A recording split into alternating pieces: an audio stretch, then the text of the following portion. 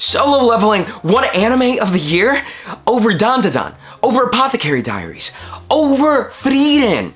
Yeah, I honestly don't know how we even got to this point, because I gotta be honest for a second, Solo Leveling is a good show. It's got amazing animation, some of the best fight sequences that I've seen in recent years, but it's got nothing when we're comparing it to Frieren. Story, characters, animation, even some of the fight sequences. Frieren blew the competition out of the water in this category. And the only thing that this really proves to me is that the average person that was voting for the Crunchyroll Awards this year, probably people that were just watching Solo Leveling because of the hype and because of the fight sequences, and people that just don't care about story overall. And I mean, this is also emphasized by the fact that somehow Ninja Kamui won an award for some reason. But I'll get to that, okay?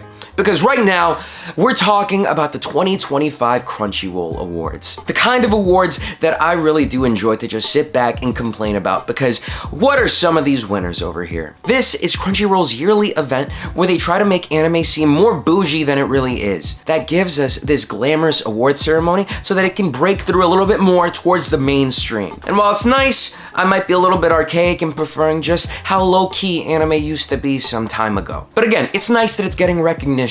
But even in this award ceremony, some of the presenters even feel a little bit disappointed to the awards that they've been presenting. Oh, ready?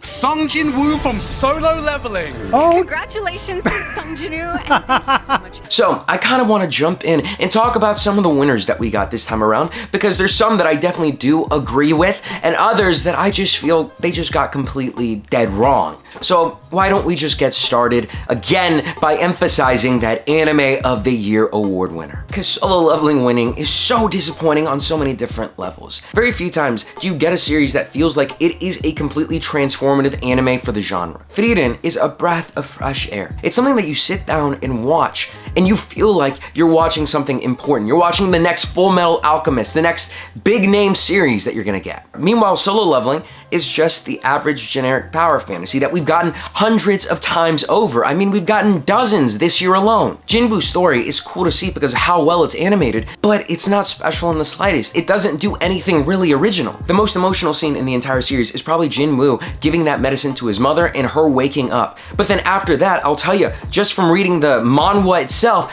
I felt like she just got ignored as a character for the rest of the story. It didn't matter after the fact. Meanwhile, in the first episode of Frieren, you're gonna be holding back tears in the first few minutes for these characters that you don't even know. It's a completely different level of investment that you're gonna be getting in these two completely polar opposite shows. But I guess the audience that's watching these Crunchyroll Awards care more about aura farming than a wise elf that's just traveling along to see a dead friend. I mean, it just kind of tears a hole in me. I wish people didn't just look at Frieren and ignore it. I wish they could just dive in and just realize that it's so much better than what you're probably expecting by seeing just an elf on the cover. But this award by itself was probably the most disappointing out of all of them. The next award is one that I can totally get on board with Film of the Year being something that I absolutely adore. Look Back, one of Fujimoto's absolute masterpieces.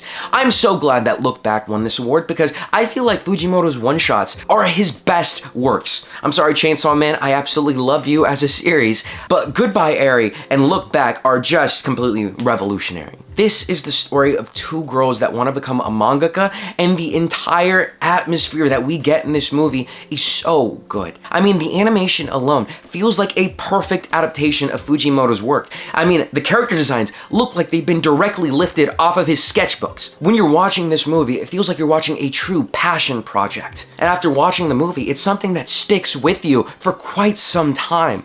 I am so glad that this one actually got recognized for being one of the best movies to come out of last year, and that it won this award right here. Hey, that's worth something. The next award that we got was the Global Impact Award. The first for this award ceremony over here, and the first anime that this award was bestowed upon turned out to be Attack on Titan, which I can't complain about, really.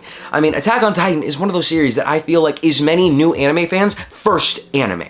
It's one of those that really introduced the West into anime being a lot more gritty, brutal, and just a lot more serious than just being a piece of, like, normal cartoons that they could see. I mean, I remember hearing back when season 1 was first coming out, how people just couldn't believe that Eren would just die in the first few episodes. I feel like that was something that really did hard launch a whole new generation of anime fans right there. And plus, it was a series that continuously evolved with its audience, because at first it seemed like it was a bit more simple, but it would end up becoming a lot more political, having these characters go through a lot of extreme changes, and of course, the world building, which just ended up being absolutely massive. This was a series that was truly able to move people in a global scale, so I think this award is justly put here. Though, I would say that I wouldn't be able to complain if they did give it to another show like Dragon Ball or maybe even One Piece, because I feel like those shows transcend a lot of barriers. I mean, when you're looking at it for just Dragon Ball, I feel like you can just see that people from all over the world associate themselves with some of these characters. At some point in time, there has been Dragon Ball playing in every single Hispanic household, so hey, that's something there, right? But for a modern anime, I think Attack on Titan is a perfect choice for this award. Next up, we've got Best Continuing Series, which goes to Kimetsu no Yaiba, or better known as Demon Slayer. And of course, I feel like the Demon Slayer audience is pretty big when it comes to something like this. It also goes hand in hand with that whole shonen audience watching this. Demon Slayer, and I might get a little bit in trouble for saying this, is a series that I've never been able to get fully into. I mean, it's there. The animation is pretty because it's made by Ufotable, but I don't really care too much about the story. I mean, the true anime that I would have preferred would have won this award would have been Oshinoko, because season 2 just shows us that the anime keeps getting better and better. Sure, do we know where the end of everything's gonna lead us and that it might be one of the biggest disappointments of all time? Of course, but as we're watching it, season 2 was such a good continuation of where we left off in season 1. I cannot express just how good the changes they've made are. Feels like they've given every single character a lot of care and attention, and they've just been doing so many great things in terms of just portraying this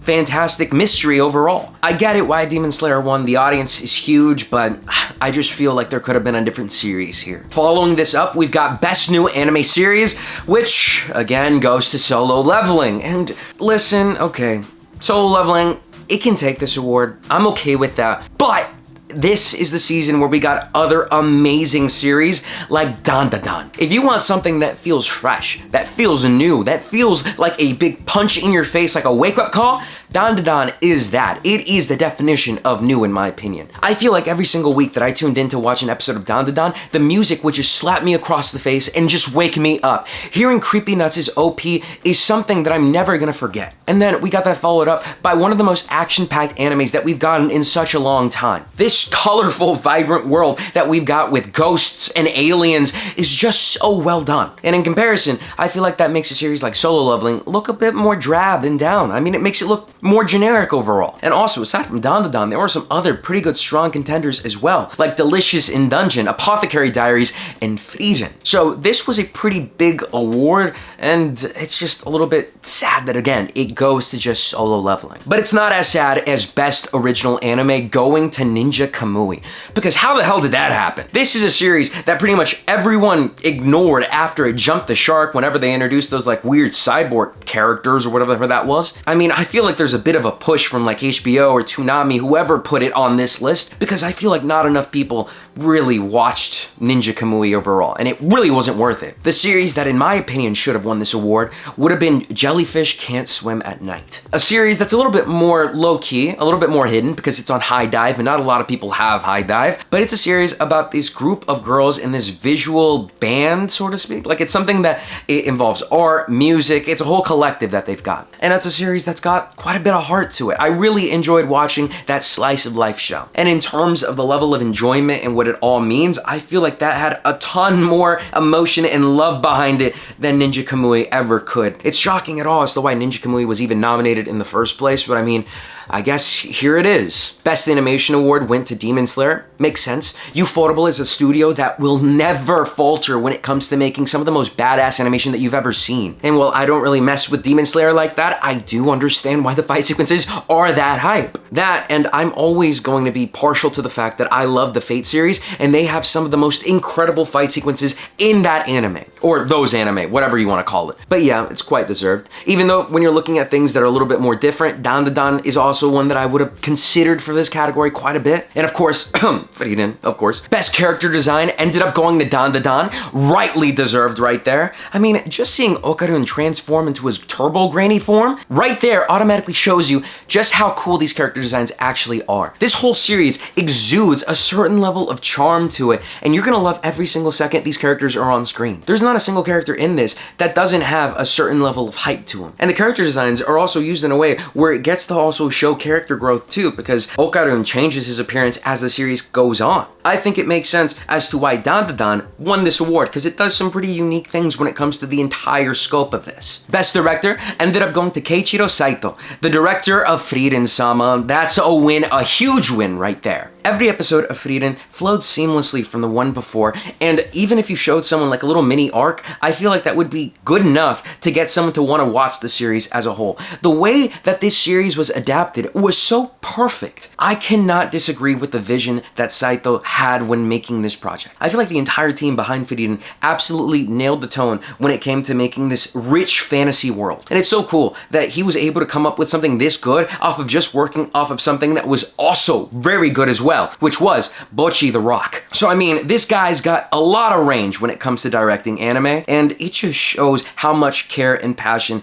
they've got when working on this entire show. Mad props to the team that worked on Frieren. Best background art also went to Frieren, which I can't be mad at. I mean, they were able to capture the sheer scale of this world and just how homely everything feels when you're just watching the series too. So it makes sense as to why it won this award. Next up, we've got Best Romance Anime, which ended up going to Blue Box. And here's the thing. I don't hate Blue Box. I actually really like the show. It's pretty good, but it is one of the most cookie cutter romances that we've gotten in recent years. I mean, essentially when you're watching it, it's paint by numbers. You're gonna know exactly where the story's gonna go. And you're also gonna have one of the best side characters that you absolutely know has no chance of winning. But this was a pretty damn good year when it came to romance anime, and the contenders on this list really made it pretty difficult to choose. I mean, one of the runner-ups over here was Makine, Too Many Losing Heroines, a show that was based off of not our main character's love interests or anything like that, but watching these other girls just fail miserably in their romantic pursuits. Just by that alone, it's a series that is completely unique to other rom-com animes that are out at this moment, and also something that might actually disqualify it from this list as a whole. But Too Many Losing Heroines is such a great show, and it lets you fall in love with all of these vibrant characters that we've got going on over here. I feel it's a series that I always put on, and it was always able to just make me laugh so hard. It's one of the best anime that I saw last year, and if you show it to anyone, I feel like they're gonna understand just why it is so unique. And when we're talking about just how unique a show can get, let's talk about Scott Pilgrim Takes Off, an adaptation of the comic book series, which also just so happens to be one of my favorite movies of all time. Of course, I'm gonna be very partial when it comes to something like Scott Pilgrim over here, and it's a series that does something completely different when you're looking at an adaptation point of view. This doesn't just follow the same routine of Scott Pilgrim. This is a spiritual successor sequel kind of story that you're getting over here. I might as well call this the rebuild series of Scott Pilgrim because of just how different they just go by putting our characters in completely different situations and giving them different relationships with everyone else. I feel like I understand why Scott Pilgrim wasn't going to be winning this category, but I feel like it's a huge win for anyone that is a fan of Scott Pilgrim as a whole. I mean, I cannot ignore just how well this anime was done. It's an excellent addition to the Scott Pilgrim franchise, and I am so terribly sad that we're not going to be seeing more of it in the future. Brian Lee O'Malley, it would be a miracle if you were able to give me another season of this. But then again, we already got a miracle with the entire movie cast coming back to reprise their role. So I'm at least glad we got to see that. But then finally, we do have the anime that I truly do believe should have won this award, which ended up being The Dangers in My Heart Season 2. Because Kyo and Yamada are probably the best couple in anime right now. This is an anime couple that actually does things the right way. Kyo is someone that isn't afraid to speak out his feelings, and this is just one of the most tender, fluffy anime that you're going to be seeing in such a long time. The levels of cuteness that you're going to see with these characters and the level of attachment that you're going to get with them is so much higher than you're ever going to see in Blue Box. I'm sorry about that, but it's true. Every single time that there's an episode of The Dangers of My Heart playing, I'm at the edge of my seat waiting to see what's going to happen next because I cannot get enough of anyone in this cast. I need more seasons ASAP, right now, and I am in fact a bit disappointed that it didn't win any award this year. Following this up, we've got Best Comedy Anime, which ended up going to Mashal. And okay, I guess I get it. Mashal is a funny show. I'd mostly put it up here for just how amazing its OP is, but this was a year that we got a very special continuation. We got Konosuba Season 3, probably the funniest Konosuba has ever been so far, and it just got robbed for this award, I'm sorry. Seeing Cosmo, Megumin, Aqua, Darkness, all of them coming back and just having these misadventures, it felt like I just came back home. This year, I did not bust my ass laughing more than while I was watching Konosuba. It blew Mashal out of the water when it comes to comedy, I gotta say that. But it is what it is. I feel like Mashal was a more popular show, and a season of Konosuba hasn't come out in years. So it kind of makes sense here. But overall, I'm just glad that Nokotan didn't win this award because, I just couldn't get through that show in the slightest. Now let's do a little bit of rapid fire, okay?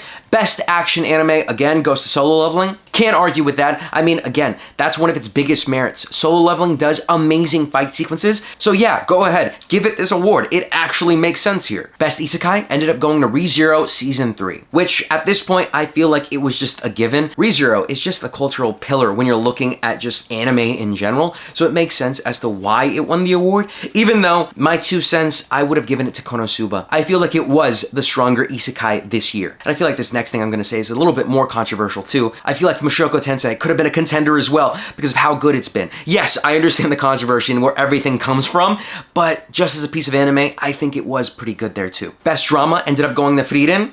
That's another win right there. I mean, like I said before, it was a series that instantly can have you just with tears in your eyes the second that you're watching the very first episode. Best Slice of Life award ended up going to Makine, which, hey, I'm glad it at least won something over here. Best main character, Sun Jin-woo. Okay. Let's talk about this for a second, because I don't think I can go through rapid fire mode with him winning this award.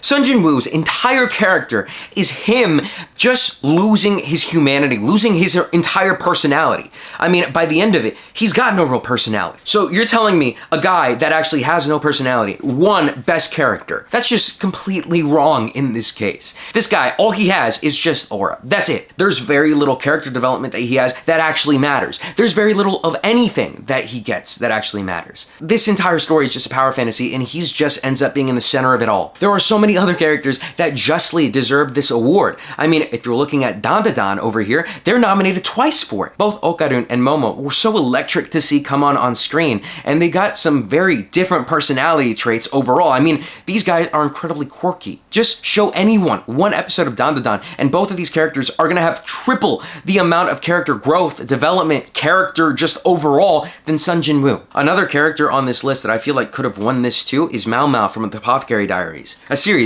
which surprisingly got very little love for this award ceremony. It doesn't really make too much sense. But yeah, Sun Jin-woo, definitely not the move when it comes to the best main character. I absolutely do not approve on that. Best supporting character we got over here, Frieren, makes sense. Just show anyone a compilation of her pouts alone, and I feel like that can sell pretty much anyone on her being one of the best supporting characters. I would put my goat, Himmel, on this list as a top contender too, but Frieren just had more appearances, so it makes more sense right there. If they had a best boy category, I would put our lover boy up there instead. Must protect character goes to Anya. I mean, makes sense. Best anime song went to Otonoke by Creepy Nuts. I remember thinking back on when the first few episodes of Dandadan leaked, and that was probably the coolest thing to come out of everything. Hearing that song just caught me so off guard, and it just makes you so ready to jump into the show. So yeah, it makes sense with just how infectiously good that song is. Best anime score, Solo Leveling again. I feel like they're just throwing Solo Leveling in here whenever the audience just doesn't know what anime to pick. I mean, Frieren easily deserved this award over here. When you think of one of the most beautiful scenes of Frieren, you're gonna think of just how pretty that background music is as well. It matches the tone of what's going on screen perfectly. And I just think that Solo Leveling just doesn't have that. Best anime opening sequence, again, goes to Creepy Nuts, and like I said, one of the coolest OPs that I have seen in years. This was justified in every single way. And best anime ending that we got Solo Leveling. One that I'm actually not gonna debate too much. I actually do like Solo Leveling's ED quite a bit, because it does feel pretty unique when you're watching it. I mean, it was one of those things that when it first cut on screen, I was like, what am I watching? This doesn't feel like it's the same anime. I feel like that is actually so well done. But my preference would have definitely been Oshinoko with season 2 with Burning. That is a song that ties so perfectly to Ruby as a character that I just really, really love its implementation into the story overall. And plus, with that entire ED sequence being a huge, not so subtle foreshadowing for what we're gonna be seeing in the future, it just makes sense. I just absolutely adore that ED, but again, I just can't complain with Solo Leveling winning this one. But with this, I think that wraps up the majority of the awards that I wanna talk about. I mean, the rest of the awards over here are mainly gonna be based on voice actors, and I feel like that is very, very just nitpicky in terms of who you want to win that. Overall, there was a lot that I just didn't agree with and a lot that I did agree with. So it wasn't the worst thing in the world when it came to it. At the end of the day, these Crunchyroll awards just feel like a huge popularity contest that don't really have any huge stakes to them. I mean, this is an over glamorized, just completely commercialized view of anime as a whole. And again, I don't really know how to feel about just watching these awards and just seeing Crunchyroll try to push anime in this direction. It just feels weird to me. To be honest, I feel like I do take Japanese awards a bit more seriously when it comes to things like anime, but on a bigger global scale, I feel like Crunchyroll does make a bit more sense. I don't know, Crunchyroll to me has always been like the big entity that's trying to just monopolize anime at all stakes, so it's hard for me to just be on their side. But with this, what did y'all think about 2025's Crunchyroll Awards? Do you think I'm dead wrong on all of my opinions that I gave over here? Or do you think I'm right on at least some of these awards? Please let me know down in the comments below. I'd love to know what y'all think about this. And as always, I was Randy, and I'll be seeing y'all next time. Peace.